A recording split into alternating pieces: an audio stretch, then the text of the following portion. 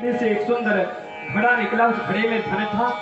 उस धन को उठाया, धन और सुवर्ण पात्र को पा करके प्राप्त किया और प्राप्त करते ही बड़े बड़े समारोह एवं अपूर्व दान दक्षिणा युक्त दृष्टि ने राजा परीक्षित से 3 अश्वमेध यज्ञ कराए। राजा परीक्षित का राज्याभिषेक कराया गया, राजगद्दी पर बैठाया गया। भगवान कृष्ण ने इस प्रकार पांडवों के वंश की सुरत, पांडवों के वंश का जो है रक्षा किया भगवान कृष्ण ने। द्वारिका जाते समय उनकी बहन सुभद्रा, द्रौपदी, कुंती, उत्तरा, गंधारी, सत्यवती, धृतराष्ट्र युक्त धौर्य, कृपाचार्य, भीमसेन, अर्जुन, नकुल, सहदेव तथा अन्य वीरों जितने जितने योग के कारण मूर्छित हो गए थे, कितने ही दिनों तक भगवान कृष्ण हस्तिनापुर में यही रहे। तदुपरांत द्रौपदी सहित राजा युधिष्ठिर ने आज्ञा लेकर के द्वारिका को चलने को प्रयास करते हैं। महाराज राजा विदुर द्वारा धृतराष्ट्र को उपदेश दिया जाता है। धृतराष्ट्र और गंधारी के वनगमन होता है। तत्पश्चात इसके बाद जनमेजय जी उपदेश देकर के कहते हैं, हे विदुर, हस्तिनापुर में द्वारिका को चले गए। द्वारिका में पहुंचते ही श्री कृष्ण ने उनका बड़ा सम्मान किया। विदुर जी कृष्ण जी के परम भक्त थे। आहा, विदुर के घर में दुर्योधन, घर में वामिश्री।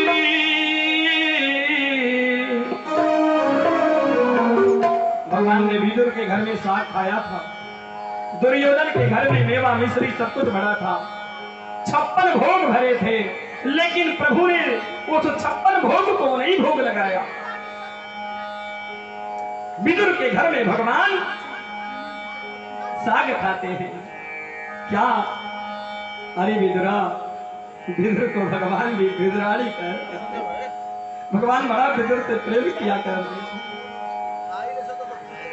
दुर्योधन घर में वो मिश्री, दुर्योधन घर में वो मिश्री, साग विदुर घर खाया, साग विदुर घर खाया। अनन्य भक्त, भैया भक्त कैसा होना चाहिए? भक्त को भी भगवान को कैसा भक्त भाता है जानते हैं आप सभी। बच के रहना मेरे भाई बहन। ये कथा बड़ा ही सुंदर है। इस कथा को मैं आप सभी के सामने रखने जा रहा हूं। कहते हैं ना कि जिसके घर में सुंदर, सुशील और सुंदर पुत्र हो, उस पुत्र के प्रभाव से जो है भगवान भी बड़ा प्रसन्न हो जाते हैं। मेरे सुंदर भाई, मेरे भाई बहन, भगवान की कथा को आप सभी के सामने कहते हैं, ध्यान से सुनना मेरे भाई बहन। 9 लोगों से बच के रहना चाहिए। 9 लोगों से, 9 प्रकार के लोगों से बच के रहना चाहिए, थोड़ा दूर ही रहना चाहिए उनसे। जरा ध्यान से सुनना मेरे भाई बहन। 9 लोगों से बच के रहना चाहिए, समझे भैया? जानते हैं पहला कौन है? शस्त्री। पहला शस्त्री। शस्त्री का मतलब समझे आप सभी? जो हथियार रखता है, हथियार। शस्त्री जो शस्त्र रखता है। ज्यादा बोलना कि ओ भैया, ज्यादा बोला कि ठोक दी ही जैसे तारा, फिर रहाओं के मौका ना मिले। पहला शस्त्री, दूसरा मरमी। दूसरा मरमी। भैया मरमी किसे बोलते हैं मालूम है किसी को? क्या नाम है भैया? ब्रज जी। ओ ब्रज भैया, बड़ा सुंदर नाम है आपका, ब्रजवासी है। आपका नाम भी भगवान ने रखा है। आपके माता पिता धन्य हैं जो आपका नाम ब्रज रखा है। ब्रज, ब्रजभूमि। ब्रजभूमि की मिट्टी उठा। बड़ा से बड़ा अगर किसी को रोग हो गया है ना, तो ब्रजभूमि की मिट्टी खिला और अपने दवा को औषधि बना करके खिला दे, तेरा बड़ा से बड़ा भी रोग समापन हो जाएगा मेरे भाई बहन। लेकिन 9 लोगों से बच के रहना चाहिए। पहला शस्त्री, दूसरा मरमी। मरमी कौन है? जो आपका मर्म जानता है। आप क्या हो? शाम को इधर रहा, दिन भर कहा कि हरे रामा राम रामा हरे हरे,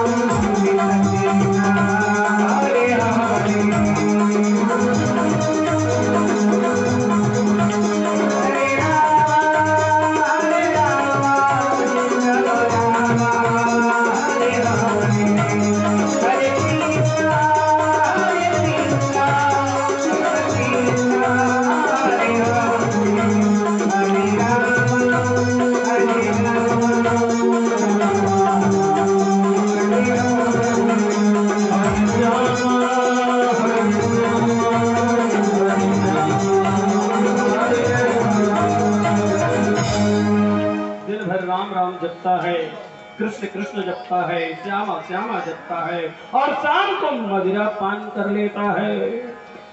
भैया शराबी दिन भर ठीक रहेगा, और शाम को जैसे ही मदिरा पान करेगा हाथी खरीदने की बात करता है। और चिंता नहीं है तुझे, खरीद लेगा तुझे।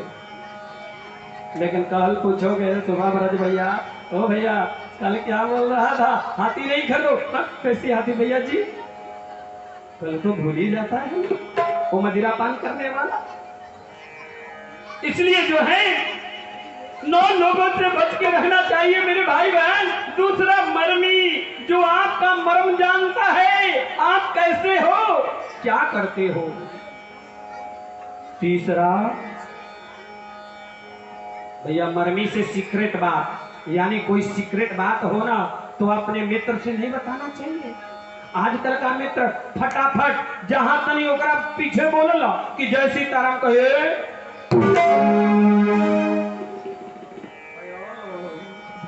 ये तो बड़ा खतरनाक आदमी है। इसलिए मर्मी, जो आपका मर्म जानता है, उसके सामने सीक्रेट बात नहीं खोलो मेरे भाई। तीसरा प्रभु माने स्वामी, स्वामी माने राजा, राजा माने लीडर। लीडर, लीडर नाम जानते हैं? लीडर किसको लीडर बोलते हैं? जो बड़ा राजा, राजा होता है, यानी प्रधानमंत्री। सपोर्ट दैट प्रधानमंत्री। राजा से दुश्मनी मोल नहीं लेनी चाहिए मेरे भाई बहन। कभी कोई बड़े राजा से आप प्रधानमंत्री को कल कुछ बोलो ना, कल ही आपको जय सीताराम कारागार में डलवा देगा, बचोगे नहीं। क्या ब्रज भैया, होगा ना? ऐसे ही होता है ना।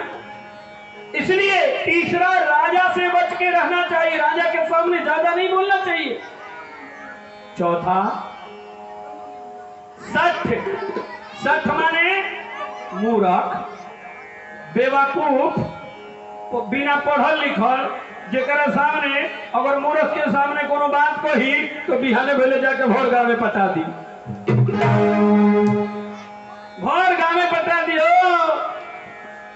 तो ऐसे कहत रहो ना।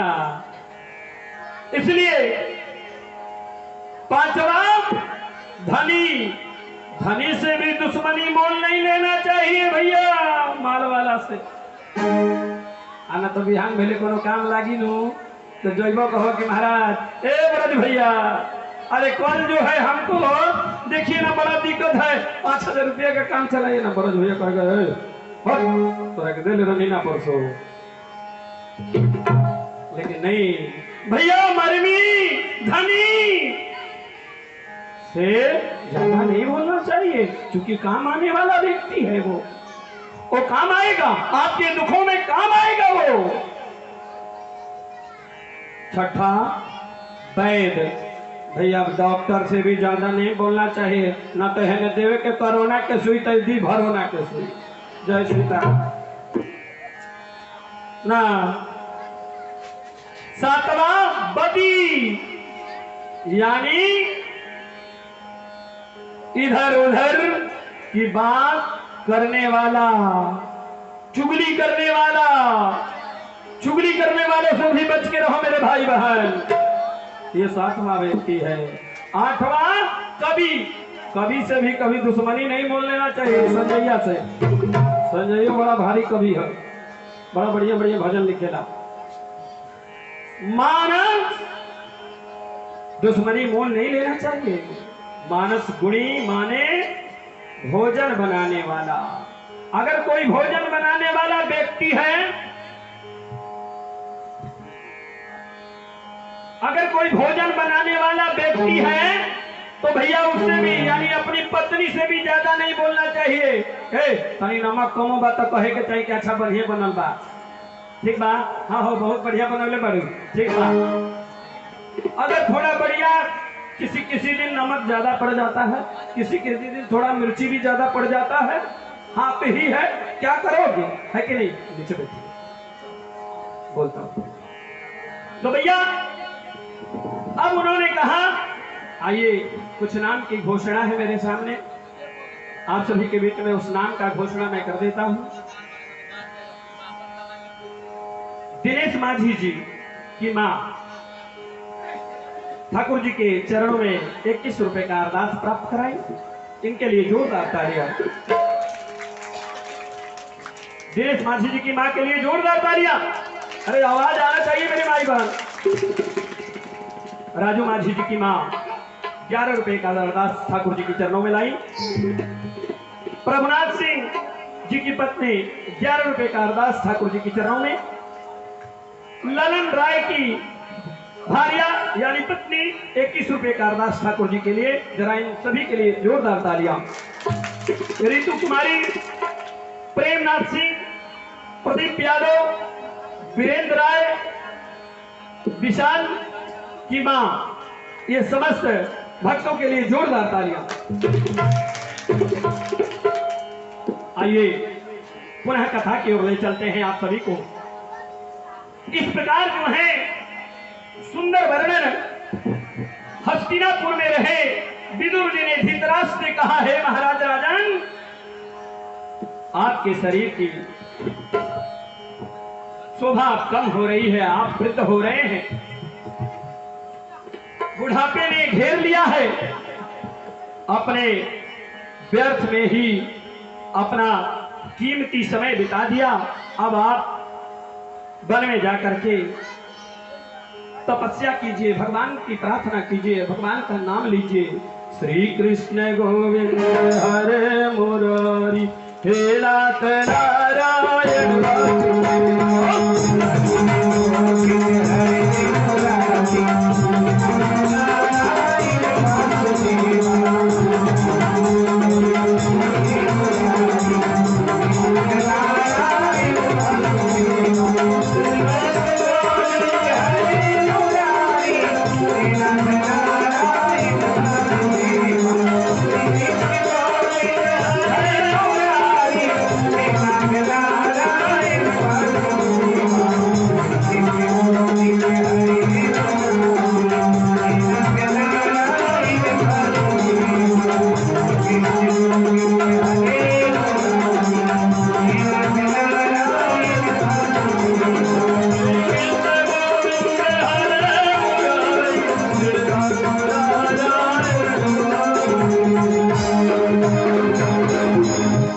इस तरह से भगवान का नाम का जयघोष करते हैं और भगवान का नाम का तपस्या करने लगे।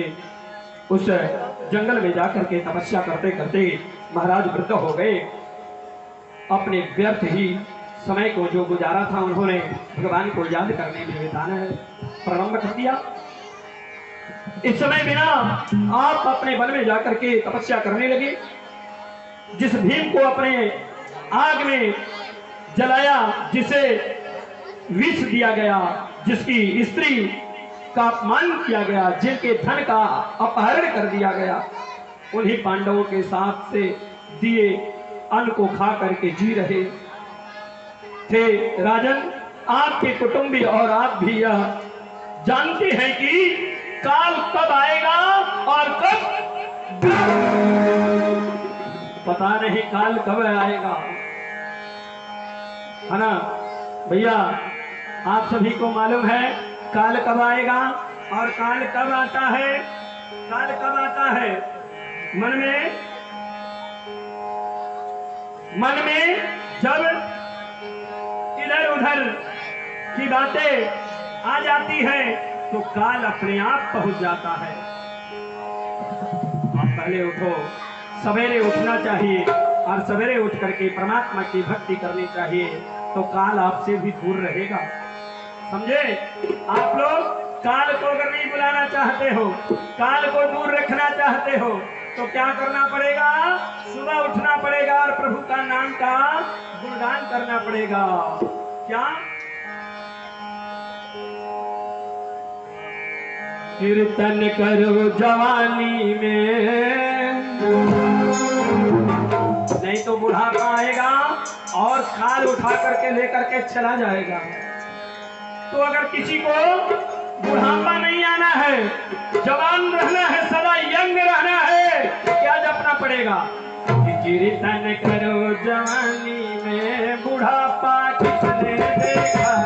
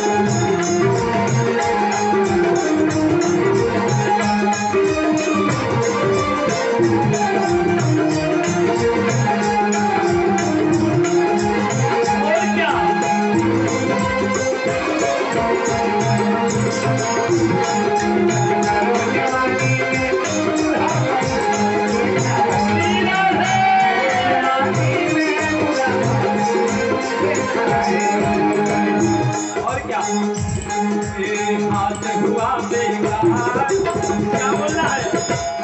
क्या हुआ? क्या बोलना है? ये हाथ हुआ बेकार, ताली बजाने को लाचार। ताली बजाने को लाचार,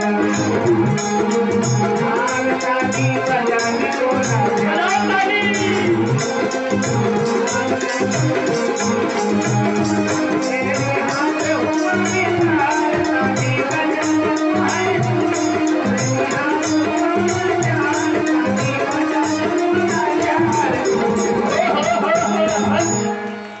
हाथ हुआ बेकार, ये हाथ हुआ बेकार, ताली बजाने को लाचार।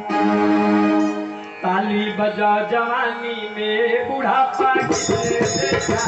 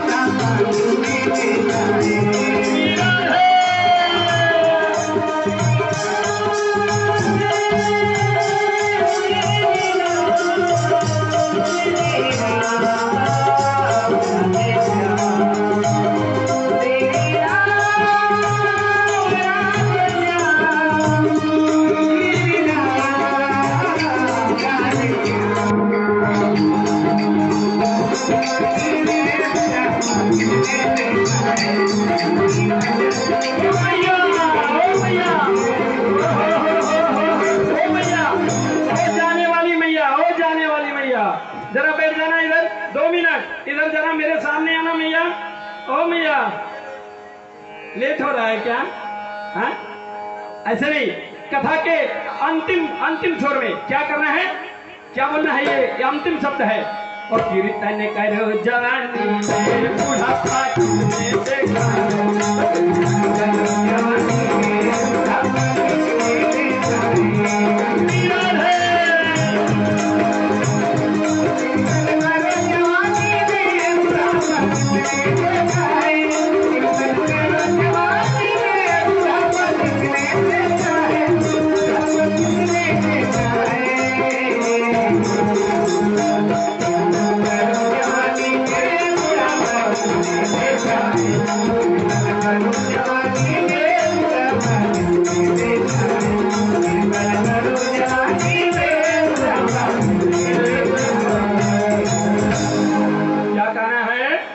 क्या कहना है?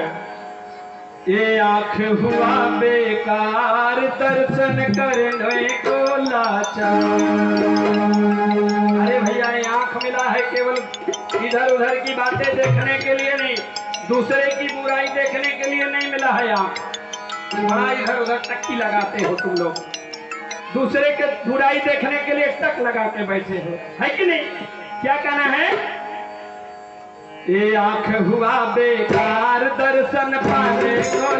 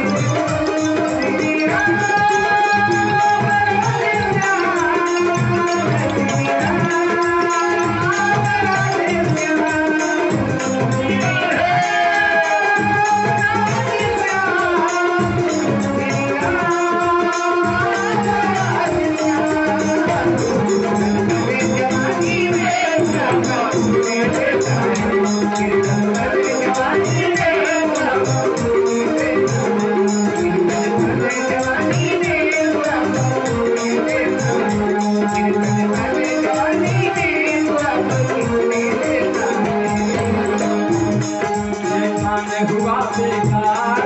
अब भैया कान केवल दूसरे की बुराई सुनने के लिए नहीं मिला है, ये कान हुआ बेकार भजन सुनने को लाचार। क्या बोलना है? ये कान हुआ बेकार भजन सुनने को लाचार। क्या कहना है? ये कान हुआ बेकार भजन सुनने को लाचार। कान हुआ बेकार भजन सुनने को लाचार।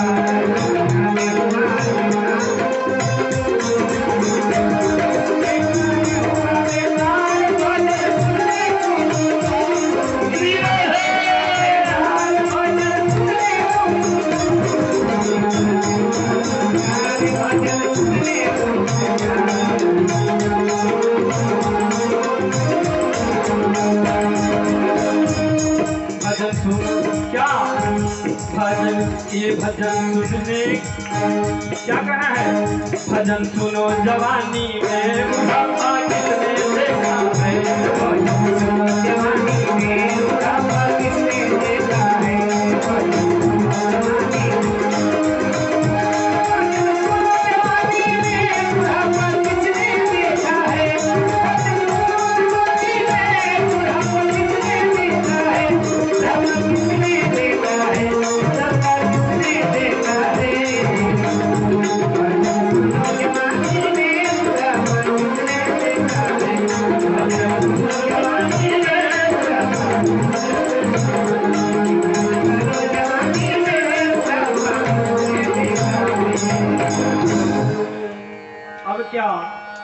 ये पाव हुआ बेकार तीर्थ जाने को लाचार। बुढ़ापा आ जाएगा तो तीर्थ कोई जाएगा क्या? इसलिए भैया जवानी में ही तीर्थ कर लो, काशी मथुरा वृंदावन जाओ और जाकर के प्रभु का दर्शन करो और छोड़ माया को, और माया छोड़ करके भगवान के समाहित हो जाओ। जाओ मेरे गोविंद का नाम लो और कहो क्या? ये काम हुआ बेकार तीर्थ करने को लाचार। करने को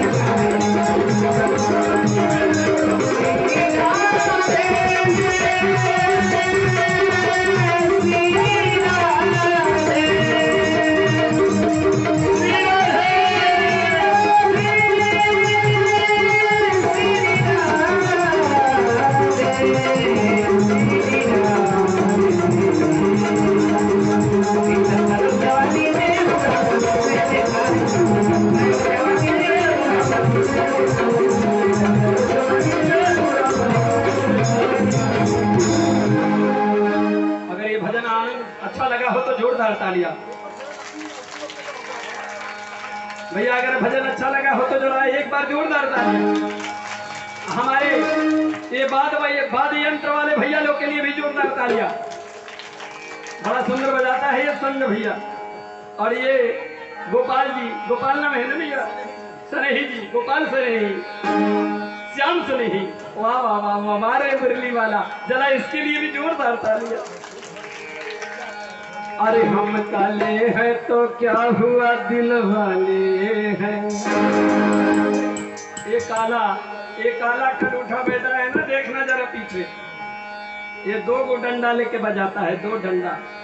आप लोग इससे बच के रहिएगा, 2 डंडे से मारता है ये काला कलूठा। ये श्याम का भक्त है ये भी, है ना। आइए देख लो पीछे एक और बैठा है, क्या? अरे हम काले हैं तो क्या हुआ दिल वाले हैं। क्या कहना है कि छोटी छोटी गैया छोटे छोटे घोड़ा, छोटी गैया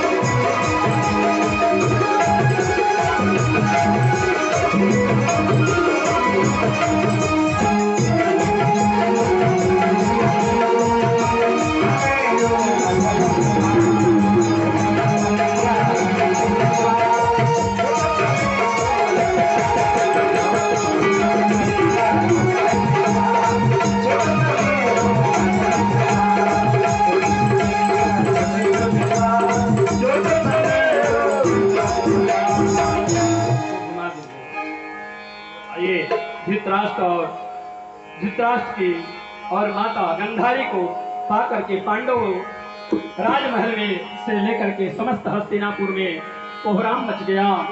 शोक की काली घटा छा गई। इतने में ही भ्रमण करते हुए तरुण आदि गंधर्व के साथ वहां नारद आ गए। इस दृष्टि ने नारद जी को सभी समाचार सुनाया।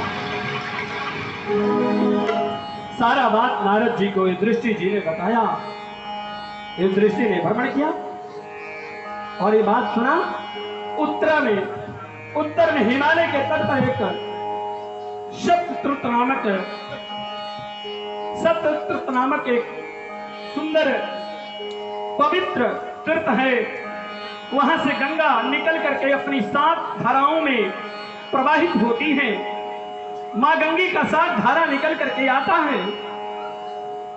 वे सभी वहीं रह करके गंगा पवित्र जल से स्नान करते और ध्यान करते भगवान का, और उन्हें मायाकृत वासनाओं को त्याग करके इंद्रियों पर अपना विजय प्राप्त किया उन लोगों ने। इसलिए इस दृष्टि अब उन पर तपस्वी धृतराष्ट्र के पवित्र मार्ग में तुम बाधक न बनो। परम साधु विदुर उन्हें उत्तम मार्ग पर ले गए और ले जाकर के तुम उन सब के लिए दुख न करो, ऐसा कह करके नारद जी तुम उन सब के लिए दुख ना करो मेरे भाई बहन। नारद जी चले गए। इस दृष्टि ने उनका वचन सुन करके मान शोक मनाया, त्याग किया। इस दृष्टि को नाना प्रकार के अपशगुन होने लगा, नाना प्रकार के अपशगुन होने लगा और कृष्ण का शरीर त्याग होना। भगवान कृष्ण ने अपने अर्जुन कृष्ण से मिलकर के द्वारका से नहीं लौटे तो काल ने उनके विपरीत दृष्टि को अपने प्रकार से अपशगुन दिखलाया। इस दृष्टि को अपशगुन दिखा। अपशगुन देखते ही दृष्टि बड़े नारद जी का बताया हुआ समय आ गया। श्री कृष्ण अपना लीला में शरीर त्याग कर देंगे, ऐसा कह करके चले जा रहे हैं।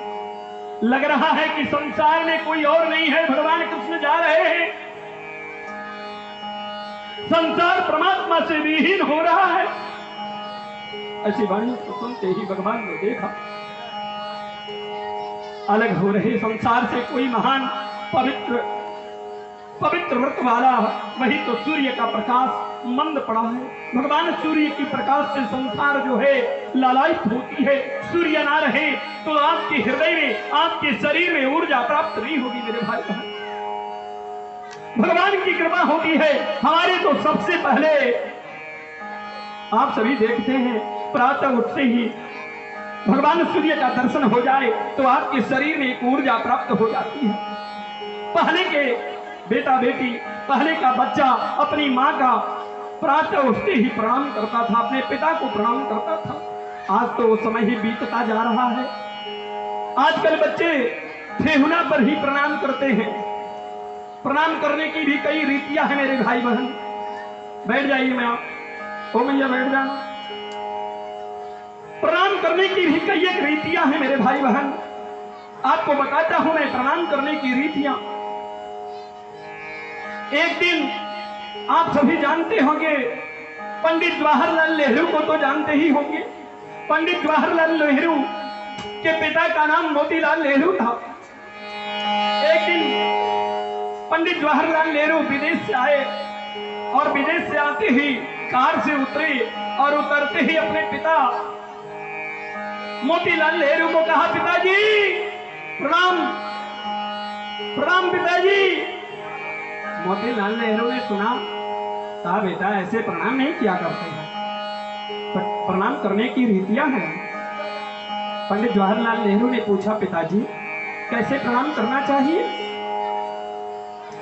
कैसे प्रणाम करना चाहिए? फिर मोतीलाल नेहरू ने कहा, पंडित जवाहरलाल नेहरू को, बैठ जा बेटा। अब अपने बेटे को सामने खड़ा कराया और खड़ा करा करके मोतीलाल नेहरू ने साष्टांग दंडवत प्रणाम किया। ओ भैया ठेका लगा, ओ भैया ठेका लगा, पीछे वाला। पंडित जवाहरलाल नेहरू ने जोरदार साष्टांग दंडवत प्रणाम किया अपने पिता मोतीलाल नेहरू को। कहा बेटा ऐसे प्रणाम करना चाहिए। मोतीलाल नेहरू ने अपने पुत्र पंडित जवाहरलाल नेहरू को प्रणाम किया। कहा बेटा ऐसे प्रणाम करना चाहिए। अपने से बड़ों का चरण छूने से क्या मिलता है आप सभी को पता है, लेकिन क्या करे, समय ऐसा आ गया, कोरोना ने तो पैर तो छूना, हाथ मिलाना भी बंद करा दिया था। 2 गज दूरी और रहना है जरूरी ना, 2 गज दूरी और मास्क है जरूरी। अब भैया पहले के जमाना में गाय भैंस के मुंह में जाब लगाया जाता था, कहीं भैंसिया कहीं गैया जन बाटे अनाज ना खा ले। अच्छा मैं एक बात बताऊं, कोई बुरा ना मानना मेरे भाई बहन, अगर यहाँ कोई होगा तो उस तरह की बात मैं कहने जा रहा हूं, अगर कोई गलती हो जाए तो क्षमा करना। एक दिन मैं वाराणसी की यात्रा कर रहा था, वाराणसी की यात्रा कर रहा था, ट्रेन में बैठा था। वाराणसी से 2-4 स्टेशन इधर एक स्टेशन है जिसका नाम आप सभी को मालूम होगा, औड़िहार, औड़िहार स्टेशन। बड़ा पकौड़ी बेचता है सर वहां, है ना, गर्मा गर्म पकौड़ी। ट्रेन रुका नहीं कि पकौड़ी देना प्रारंभ कर देगा। भैया मैं बैठा था ट्रेन में, एक व्यक्ति आया, ठंडी का मौसम था, माघ का महीना था। माघ के महीने में एक व्यक्ति चादर ओढ़े बैठा था, उसके बगल में मैं भी बैठ गया। मुझे वाराणसी जाना था, वाराणसी जाना था। इतना ही में कुछ ही क्षण पश्चात एक व्यक्ति और प्रवेश किया ट्रेन में, और प्रवेश करते ही हम लोगों के बगल में बैठ गए, बगल वाली सीट पर बैठा और देखते ही लगा बोलने, अरे भैया ये बाबू साहेब, ये पंडित जी, ये लोग हम लोगों को बड़ा छोटा समझते हैं, हम लोगों के अपने ऊंचे स्थान पर बैठे हम लोगों को नीचे बैठाते हैं। अनेकों अनेकों बात बोलने लगा भैया। मैंने कहा भैया अच्छा ये बताओ आप कौन हो? आप जानते नहीं है? मैं मायावती के खानदान से हूं। मैंने कहा मायावती के खानदान से हो? कहा अच्छा बड़ी अच्छी बात है। कहा भैया अच्छा ये बताओ, मैंने कहा आपको कमजोर समझा है, बड़ा इधर उधर बोल रहा है तू। भैया बहुत बुरा भला कहा, जो ना कहना चाहिए मैं आप सभी के सामने वो बात भी नहीं कह सकता हूं। बड़ा बुरा भला उसने कहा, हमने सुना, हमने कहा भैया ठीक है अच्छी बात है। आपने कहा भैया पंखा हवा क्यों नहीं दे रहा है? तो जो है बड़ा बुरा भला कहा, बड़ा बुरा भला कहने के बाद अच्छा अब आ रहा। तो भैया मैंने कहा अच्छा भैया एक बात बता, आपको हम लोगों ने कहा कमजोर समझा है, जरा समझ तो सुन लो बात। आपने बोल लिया ना, आपने जितना कहा मैंने सुना ना, जरा 2 मिनट मेरी बात सुन लो मेरे भाई। कहा कहिए कहिए कहिए क्या कहते हैं? हमने कहा जरा ध्यान से सुनना, शांति से सुनना, जैसे मैंने आपका बात सुना वैसे आप मेरी बात भी सुन लेना। कहा ठीक है महाराज जी, आप कहो कहो कहो, कोई बात नहीं। मैंने कहा किस खानदान से हो तुम? कहा मेरा घर मायावती का, मैं भतीजा हूँ मायावती का। मैंने कहा बड़ी अच्छी बात है। मैंने कहा बड़ी अच्छी बात है। कहा ठीक है तो कोई बात नहीं। कहा भैया एक बात बताओ, आपको मैंने कहा कमजोर समझा है? कहीं कमजोर नहीं समझा हम लोगों ने। आपको तो सर्वोत्तम स्थान दिया गया है, हम ही लोगों ने आपको सर्वोत्तम स्थान हम लोगों ने क्यों दिया? हम लोगों ने नहीं दिया, परमात्मा ने दिया। हमारा कहां अधिकार है आपको स्थान देने का? हमारा कहां अधिकार है आपको बैठाने का? हमारा कहां अधिकार है आपको खिलाने का? कोई किसी को खिला नहीं सकता मेरे भाई, खिलाता तो ऊपर वाला है, किसी को कोई खिलाता नहीं। आप अपने भाई को खिलाते हो, आप कहो कि मेरा भाई, मैं अपने भाई के परिवार को चलाता हूं। किसी को कोई खिलाता नहीं मेरे भाई, खिलाता तो ऊपर वाला है। जब मां के गर्भ में परमात्मा भोजन देता है तो क्या यहां नहीं देगा? देगा मेरे भाई बहन। परमात्मा जब मां के गर्भ में भोजन देता है तो क्या यहां नहीं देगा? देगा कि नहीं भैया? जरा हाथ उठाना मेरे भैया, देगा कि नहीं? देगा ना? तो भैया मैंने कहा एक बात बताओ भैया जी, आपको मैंने कहा कमजोर समझा है? अच्छा ये बताओ भैया, एक बताओ, आप कह रहे हो मायावती जी के हाथ से है, अच्छी बात है, कोई बात नहीं। आपको तो मैंने हम कभी कमजोर नहीं समझा। आप लोग सबसे पहले हम लोगों के घर में अगर कोई शुभ कर्म होता है तो सबसे पहले आप लोगों को बुलाया जाता है। यानी हम लोगों का जब जन्म होता है तो आपकी माँ बहनें, हमारी माँ बहनें के पास पहले आया करती थी और वही पहला नार काटती थी। काटती थी कि नहीं मेरे भैया? जरा जोर से बोलना पड़ेगा, राधे राधे। लगाइए जोर से जोर जयकारा, राधे राधे राधे राधे। अरे तुमको भी नहीं बोला जा रहा है क्या? राधे राधे राधे राधे। तो भैया मैंने कहा भैया आपकी माँ बहने पहले आया करती थी और मेरी माँ बहने पहला बच्चा का नार वही काटती थी। अब बताओ इससे बड़ा कहां? उसके बाद माँ के स्थल में कहीं दुग्ध नहीं होता तो अपने स्थल का भी दुग्ध मुझे पान करा दिया करती थी। तो बताओ मेरी माँ हो गई कि नहीं? मैंने उसको कहां कमजोर समझा? कहां तुझे कमजोर समझा भैया? कहा गुरुजी आपकी बात से तो बड़ा प्रकाश मिल रहा है। मैंने कहा घबराओ नहीं, और प्रकाश दूंगा। मैंने कहा जरा ध्यान से सुनना। कहा भैया इसके बाद जब हम लोगों का सबसे शुभ कर्म होता है विवाह कर्म, तो सबसे पहले माना रही नहीं लोग के पुजवा ना हो पुजवा जरा कि ना संजय। पहला पूजा उन्हीं लोगों का होता है, आप ही लोगों का होता है। हमने कहा भैया आपका होता है कि? कहा गुरुजी अच्छी बात कर रहे हैं। अब बता मेरे भाई बहन, हमने कहा महाराज सुनो, जिस समय हम लोगों का अंतःकरण हो जाता है यानी दुनिया से चले जाते हैं तो सबसे पहले आप ही सबों के मुखार बिंदु से अपनी ही आप ही के हाथ कमलों से हम लोगों के मुखार बिंदु में अग्नि जाती है और हमारा तरन तारण होता है। होता है कि नहीं मेरे भाई? कहां हम लोगों ने कमजोर समझा है किसी को? लेकिन नहीं नहीं नहीं नहीं मेरे भाई बहन, बेचारा बड़ा प्रसन्न हुआ और कहने लगा गुरुजी क्षमा करना। मैंने कहा मुझे क्षमा मांगने की और क्षमा देने की आदत नहीं।